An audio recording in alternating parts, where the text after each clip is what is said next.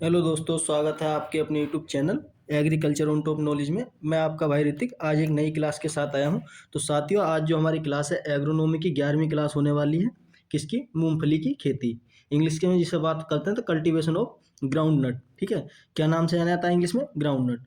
तो ये दोस्तों, ये जो क्लास है यूपी बोर्ड के लिए और एग्रीकल्चर एंट्रेंस एग्जाम अगर बीएससी आप गवर्नमेंट यूनिवर्सिटी से करना चाहते हैं तो ये उसके लिए बहुत ही हेल्पफुल है। ठीक है, क्योंकि इससे क्या एग्जाम में क्वेश्चन क्या पूछे जाते हैं, मेजर क्रॉप है और इंपॉर्टेंट क्रॉप है।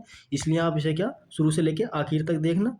ठीक है, अगर आप हमारे चैनल पर पहली बार विजिट करें तो आप हमारे चैनल को सब्सक्राइब करें और अपने दोस्तों तक ज़्यादा से ज़्यादा शेयर करें। ठीक है, तो चलते हैं आगे, देखते हैं।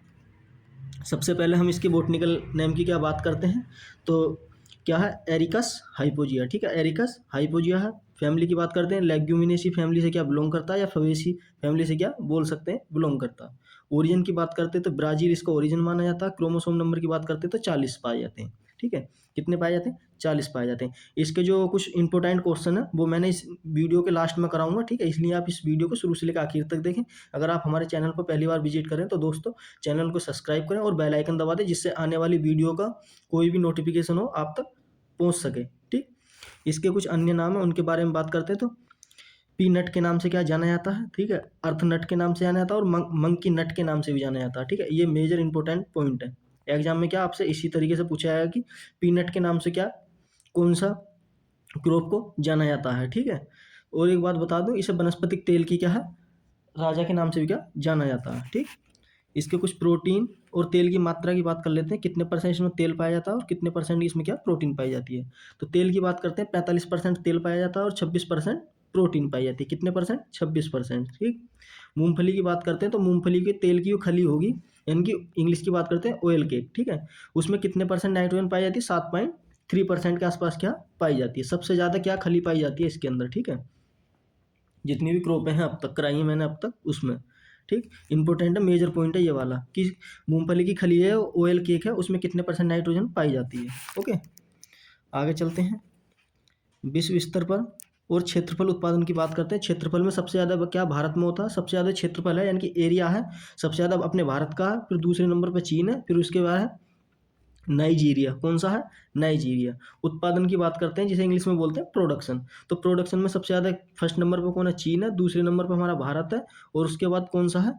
नाइजीरिया। ठीक है, नाइजीरिया क्या तीसरे नंबर पर। ठीक, क्षेत्रफल में भी और किसमें? उत्पादन में भी। भारत हमारा कौन से नंबर पर है उत्पादन में? दूसरे नंबर पर। ठीक है, आगे चलते हैं।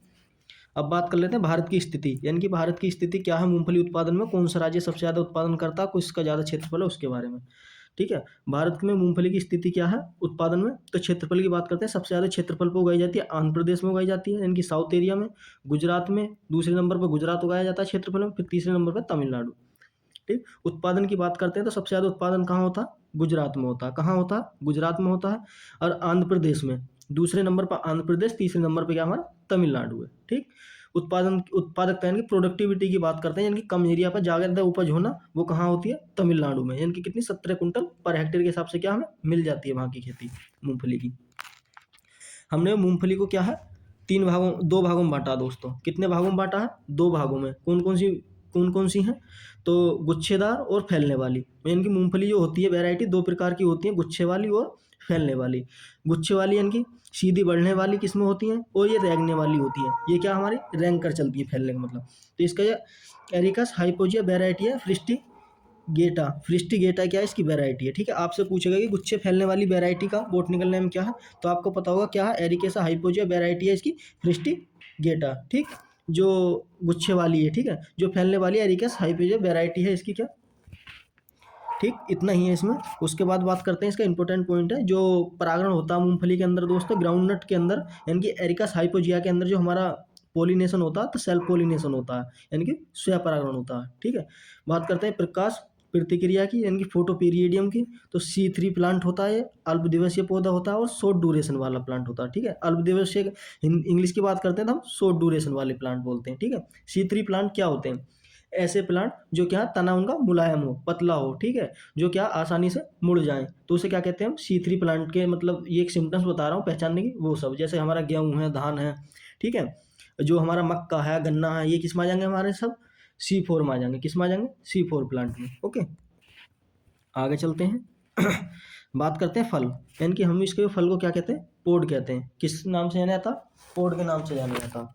ठीक है, किसके नाम से, पोड के नाम से।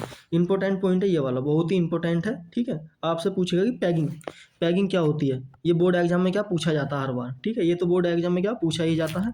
पैगिंग क्या होती है, परागण के बाद अंडाशय एवं डंठल जैसा संरचना बनता है, यानी कि जब हमारा उसमें क्या परागण हो जाएगा, उसके अंडाशय से एक डंठल जैसी क्या संरचना बनेगी, जिसे क्या हम गोनो गोनोफोर यानी कि क्या कहते हैं, गोनोफोर कहते हैं, जो मिट्टी में प्रवेश कर फली का निर्माण करती है। जो उसके अंदर नीचे वाला पार्ट होगा ये, ठीक है, इसमें क्या है, ये जो फली का निर्माण करेगा उसे क्या कहते हैं, पैगिंग कहते हैं। ठीक है, अंडाशय से जो डंठल का निर्माण होगा उसे क्या कहते हैं, पैगिंग कहते हैं, या उसे गोनो स्पोम भी कहा जाता है। ठीक, इसकी जो इंपॉर्टेंट वैरायटी है उनकी बात कर लेते हैं, जो ज़्यादातर एग्जाम में पूछी गई हैं और पूछी जाती हैं। ओके, महत्वपूर्ण किस्में हैं इनकी, इंपॉर्टेंट वैरायटी गुच्छे वे प्रकार की है, इनकी बंच बंच टाइप, इंग्लिश की बात करते हैं, गुच्छेदार को बंच टाइप बोलते हैं। तो ज्योति है और TMB2 है, ज्योति और TMB2 इंपॉर्टेंट वैरायटी है। ठीक है, आपको ये क्या यही पूछेगा, गुच्छे वाली वैरायटी कौन सी है और इसमें क्या फैलने वाली वैरायटी कौन सी है। फैलने वाली वैरायटी की बात करते हैं, जिसे बोलते हैं इंग्लिश में हम क्या, सेपरेटिंग, इनकी सेपरेट करना। ठीक है, वो कौन सी है हमारी, चंद्रा है, TMB1 है और RS1 है। ठीक है, ये कैसी हमारी तीन वैरायटी इंपॉर्टेंट है जो फैलने वाली वैरायटी है। अर्ध फैलने वाली यानी कि सेमी सेपरेटिंग टाइप की के कितनी है हमारी, 10 है, कितनी है के 10 है। ओके, इसका जो सबसे ज़्यादा इंपॉर्टेंट है ये पॉइंट है। ठीक है, और इसका क्या, बीज दर का है। ओके, बीज दर का है। बात कर लेते हैं सीड रेट, गुच्छेदार जो वाली फसलें हैं उनके लिए सीड रेट कितना होता है, 80 से 100 kg पर हेक्टेयर के हिसाब से। उसकी डिस्टेंस रखते हैं 30 × 10 सेंटीमीटर रखते हैं। ठीक है, बात करते हैं फैलने वाले प्रकार। फैलने वाली जो होती है कितनी की होती है, 60 से 80 किलोग्राम पर हेक्टेयर, कितनी होती है, 60 से 80 किलोग्राम पर हेक्टेयर के हिसाब से रखते हैं। इसकी जो स्पेसिंग रखते हैं हम 45 × 10 सेंटीमीटर। ठीक है, एक हेक्टेयर के लिए क्या काफ़ी है। बुवाई की जो गहराई रखते हैं 5 सेंटीमीटर क्या हम बुवाई पर करते हैं। ठीक, इसकी कुछ मृदा के बारे में थोड़ी सी बात कर लेते हैं। मृदा कैसी चाहिए इसे, हल्की सिंचाई वाली होनी चाहिए, बलुई दोमट होनी चाहिए, यानी कि क्या रेतली होनी चाहिए, हल्की उत्तम होती है इसके लिए। ठीक है, उर्वरक की बात करते हैं, अमोनिया सल्फेट। ठीक है, अमोनिया सल्फेट और SSP सिंगल सुपर फास्फेट। ठीक है, नाइट्रोजन और फास्फोरस के अच्छे स्रोत है, जिसमें क्या अच्छा स्रोत नाइट्रोजन के हो, ये सब क्या है देने चाहिए। फिर है उसके पोडिंग। ठीक है, क्या है हमारा पोडिंग, इंपॉर्टेंट पॉइंट है ये वाला भी। ठीक है, आपसे पूछेगा मूंगफली में बिना दाने वाली फली, आपने देखा होगा जब कभी आप मूंगफली खाते हो, जो उसका पोड है विदाउट क्या है, कैनाल के निकलता है, यानी कि उसमें क्या दाना नहीं निकलता, तो किसकी डिफिशियंसी के कारण होता है, कैल्शियम की कमी के कारण होता है। आपसे पूछेगा कि जो हमारा पोगिंग है, ठीक है, पोडिंग है, वो किसकी कमी के कारण होता है मूंगफली में रोग, तो किसकी, कैल्शियम की कमी के कारण। इंपॉर्टेंट ये वाला क्या पॉइंट है। ठीक है, आपसे पूछेगा कि ये पोडिंग रोग है वो किसके कारण होता है, किसके कमी के कारण होता है, तो कैल्शियम की कमी के कारण होता है, जिसमें क्या दाना नहीं निकलता। ओके, आगे चलते हैं। अब देख लेते हैं जिप्सम, जिप्सम का कितना प्रयोग करना चाहिए हमें, 250 kg पर हेक्टेयर के इस जिप्सम को पूर्व पुष्प अवस्था से 30 दिन पहले क्या हमें दे देना चाहिए। ठीक है, क्या पुष्प आने से पहले क्या हमें जिप्सम का उपयोग कर देना चाहिए, जो फली निर्माण में एवं विकास में क्या बहुत ही हेल्प करता है, यानी डेवलपमेंट में क्या सहायता करता है। बुवाई का समय, यानी कि हम इसे क्या बोलते हैं, ये आपको बता दूं कैसी क्रॉप है हमारी, गर्मियों वाली है। कैसी है हमारी, गर्मियों वाली है। इसे क्या टेम्परेचर भी कितना चाहिए, 25 से 30 डिग्री सेंटीग्रेड के आसपास कैसे टेम्परेचर की रिक्वायरमेंट होती है। इसकी जो बुवाई करते हैं मई के अंतिम सप्ताह में करते हैं। कब करते हैं, मई के अंतिम सप्ताह में, यानी कि जून के प्रथम वीक में करते हैं। ठीक, अब हैं जो ज़्यादातर एग्जाम में कुछ पॉइंट पूछे गए हैं इसके। ठीक है, ये इंपॉर्टेंट है नीचे वाले पॉइंट, जितनी भी क्लास है उसका ये सब क्या नीचे निचोड़ है। ठीक है, तो इसके जो महत्वपूर्ण पॉइंट है उनकी बात करते हैं। बोटनिकल नेम की जैसे मैंने आपको बता दिया, एरिकस हाइपोजिया। ओरिजिन की बात करते हैं, इसका ब्राज़ील होता है। ठीक है, ये क्या पॉइंट पूछे गए हैं कई बार एग्जाम में, इसलिए ये पॉइंट आपको क्या पता होनी चाहिए। अगर आपको ये PDF चाहिए तो आप दिए गए मेरे शुरू में ही नंबर पर क्या मैसेज कर सकते हैं, व्हाट्सएप पर। ठीक है, आपको ये फ्री ऑफ कॉस्ट क्या मिल जाएगी, पर आप एक बात होना चाहिए, हमारे चैनल को शेयर और सब्सक्राइब जरूर करें। ठीक है, बात करते हैं सबसे बड़ा उत्पादन जो लार्जेस्ट एरिया गुजरात है, जैसे मैंने आपको बता दिया पहले। सेलिंग प्रतिशत मात्रा की बात करते हैं, 70% क्या उसमें होनी चाहिए। तेल की मात्रा की बात करते हैं, ऑयल परसेंटेज 45% होता है इसके अंदर। मूंगफली की खली में नाइट्रोजन की मात्रा 7.2% होती है। ठीक है, सर्वश्रेष्ठ मिट्टी बलुई, यानी कि इसके क्या रेतीली मिट्टी की आवश्यकता होती है, सैंडी सोयल की। पंक्ति से दूरी कितनी होनी चाहिए, 30 × 10 सेंटीमीटर। उच्च उपज देने वाली प्रकार, यानी कि फैलने वाली सेपरेटिंग टाइप, ठीक है, अच्छी देती हैं। जो हमारी सबसे ज़्यादा फैलने वाली वैरायटी हैं वो क्या अच्छी उपज देती हैं। पैगिंग अवस्था कब होती है? 55 दिन के बाद हो जाती है। कितने? 55 दिन के बाद क्या पैगिंग अवस्था में हो जाती है मूंगफली के अंदर। फूल आने के लिए उपयुक्त रासायनिक, यानी कि फूल लाने के लिए हमें कौन सा रासायनिक का उपयोग करना चाहिए?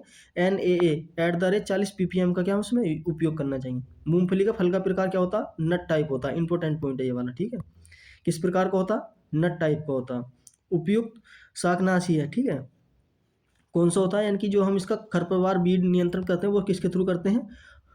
टोको E25 के थ्रू करते हैं। प्रारंभ की पोस्ट इमरजेंस हर्बिसाइड है, ठीक है, उसका क्या हमें यूज करना चाहिए? वो कौन सा है? इमरजाथ है पेयर, ठीक है। बीजों में कड़वाहट का कारण होता है कौन सा है? फंगल, ठीक है, फंगल, ठीक है। एफ्लाटॉक्सिन एक नामक क्या पदार्थ पाया जाता है उसके, जिसमें क्या बीज में कड़वाहट आ रही है, जो क्या हमारे लिए विषैला साबित हो सकता है, ठीक, हमारे शरीर के लिए नुकसानदायक भी हो सकता है अगर ज़्यादा मात्रा पाई जाती है तो। आगे चलते हैं, बात कर लेते हैं प्रोटीन। प्रोटीन कितनी मात्रा मैंने बताया था 20 से 25%, सॉरी 26 से 25 के से या 26 के आसपास क्या प्रोटीन पाई जाती है। गोनोस्पोरा जो है किस में होता है? पिग में होता है, ठीक है। किसके नाम से जाना जाता है? पिग के नाम से। पत्तियों का पीला रंग, पीला पड़ना, आयरन की कमी होती है। जब हमारी क्या मूंगफली की पत्तियां क्या पीली पड़ने लगती है तो वो किसकी डिफिशियंसी होती है? आयरन की डिफिशियंसी के कारण, ठीक है। जो इसमें एक मेजर क्या है रोग है उसके बारे में थोड़ी सी बात करते हैं। रोजेक्ट रोग का नाम का कारण कौन सा? वायरस, ठीक है। इनकी बाहर क्या है? इसका एफिड है। मूंगफली का जो प्रमुख कीट है वो क्या? व्हाइट गिनार्ड है। क्या? व्हाइट गिनार्ड है, जो आपने क्या देखी होगी, ठीक है। बड़ा नेक्रोसिस, इसमें क्या है? बर्ड क्या नेक्रोसिस का कारण क्या होता है? थ्रिप्स होता है। इसमें क्या बर्ड की क्या नेक्रोसिस हो जाती है, यानी कि बेकार हो जाता है, ठीक, बर्ड। तो थैंक यू दोस्तों, ये जो क्लास ही हमारी 11 मिनट की हुई है, ठीक है।